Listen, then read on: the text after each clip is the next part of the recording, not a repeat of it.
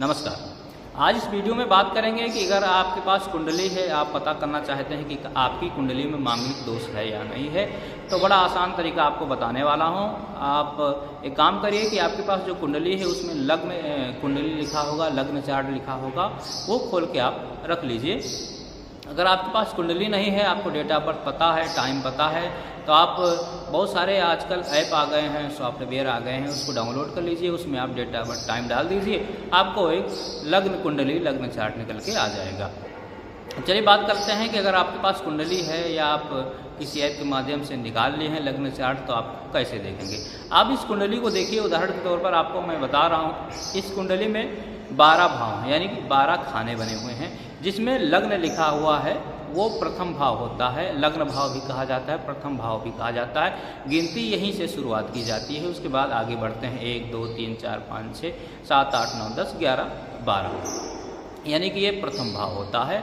लग्न भाव भी होता है। अगर इस जगह पर, इस भाव में, इस खाने में अगर मंगल लिखा हुआ है, अगर आपकी कुंडली में मंगल या माँ लिखा हुआ है, उसके ऊपर बिंदी है, तो समझ जाइए कि ये मंगल है। मंगल लिखा हुआ है, मंगल पूरा नहीं लिखे हैं, शॉर्टकट में मंगल लिख दिए हैं, तो समझ जाइए कि आपकी कुंडली मांगलिक है।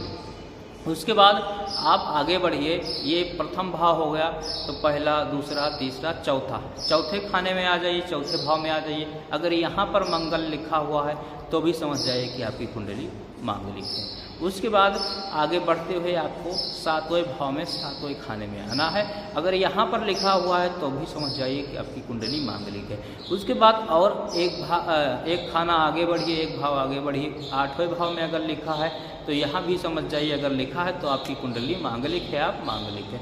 उसके बाद आगे बढ़ते जाइए 12वें भाव में, अगर यहाँ पर लिखा हुआ है मंगल, तो भी समझ जाइए कि आपकी कुंडली मांगलिक है। यानी कि पूरे कुंडली में 1 में या 4 में या 7 में या 8 में या 12 भाव में, कि इनमें से किसी एक भाव में अगर मंगल लिखा हुआ है तो समझ जाइए कि आपकी कुंडली मांगलिक है। अच्छा, अब एक बात और, मांगलिक का नाम सुनते ही बहुत सारे लोग डर जाते हैं, बहुत सारे लोग टेंशन में पड़ जाते हैं, चिंता करने लगते हैं कि मेरी कुंडली तो मांगलिक है, अब क्या होगा।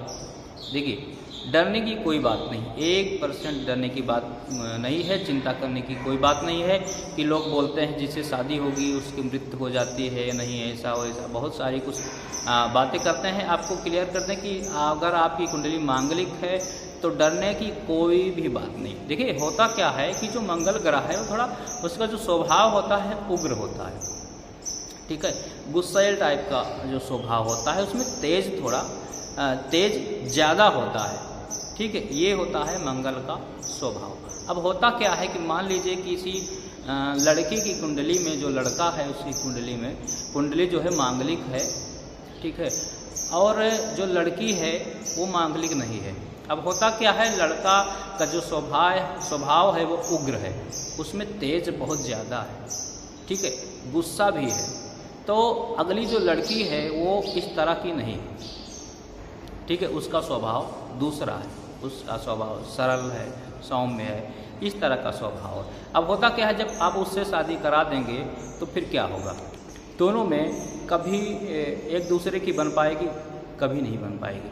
इसलिए कहा जाता है कि जो मांगलिक होता है उसकी शादी मांगलिक से ही कराई जाती है। यानी कि जो मंगल है, अगर उसका स्वभाव में बहुत ज़्यादा तेज़ है, उग्र है, गुस्सा बहुत ज़्यादा आता है, तो सेम अगर जो अगली लड़की है, लड़की से शादी कराना है, वो भी मांगलिक ही होनी चाहिए। यानी कि स्वभाव जैसे इस लड़के का है वैसा ही स्वभाव सेम लड़की का होना चाहिए।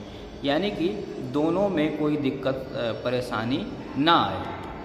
जैसे कि मान लीजिए कि कोई लड़का है, मान लीजिए उसका स्वभाव बिल्कुल पानी की तरह है, और लड़की कोई है उसका स्वभाव आग की तरह है। अब इन दोनों की अगर शादी करा दी जाए तो क्या होगा, कभी इन दोनों में सामंजस्य बैठ पाएगा, कभी इन लोगों की एक हो पाएगी, कभी इन लोगों की बात मिलेगी, कभी नहीं मिलेगी। कोई लड़की समझ लीजिए कि आग है, उसका स्वभाव आग की तरह है, उग्र स्वभाव है, ठीक है। जो लड़का है उसका स्वभाव बहुत सरल है, पानी की तरह है। अब इन दोनों की अगर शादी करा दी जाए तो क्या होगा, कभी इन दोनों की बात एक तरीके जैसी हो पाएगी।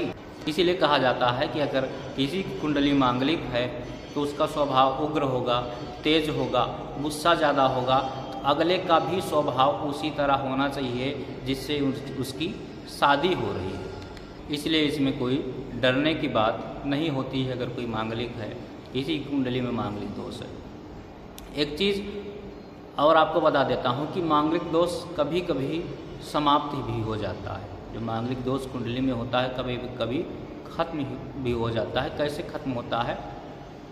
आपकी कुंडली में जहाँ पर लग्न लिखा हुआ है, ठीक, वहाँ पर अगर 1 नंबर लिखा हो, 1 नंबर जो राशि होती है, 1 नंबर का मतलब वहाँ पर राशि लिखी हुई है, 1 नंबर की राशि लिखी हुई है। और 1 नंबर की राशि होती है मेष राशि, यानी कि मेष लग्न की अगर कुंडली है, आपके कुंडली में जहाँ पर लग्न लिखा हुआ है वहाँ पर अगर 1 नंबर लिखा हुआ है और वहीं पर मंगल बैठा हुआ है, तो समझ जाइए कि आपकी कुंडली में मांगलिक दोष खत्म हो गया, मांगलिक दोष समाप्त हो गया। दूसरी बात, किस लड़की और लड़का से आप शादी कर सकते हैं अगर आपकी कुंडली में मांगलिक है तो? देखिए, आपको मैंने बताया कि अगर आपकी कुंडली में आप लड़का हैं या लड़की हैं, अगर आपकी कुंडली में 1, 4, 7, 8, 12 इन भाव में कहीं भी एक भाव में अगर मंगल बैठा हुआ है और सामने वाले की कुंडली में इन्हीं स्थानों में, जिस स्थान में आपका मंगल बैठा हुआ है उसी स्थान में सूर्य, मंगल, राहु या शनि ग्रह बैठ जाए तो आप उस लड़की से या आप उस लड़के से शादी कर सकते हैं। यहाँ पर भी कोई दोष लगने वाला नहीं। वीडियो अगर अच्छी लगी हो तो चैनल को लाइक सब्सक्राइब जरूर करें। जय श्री राम।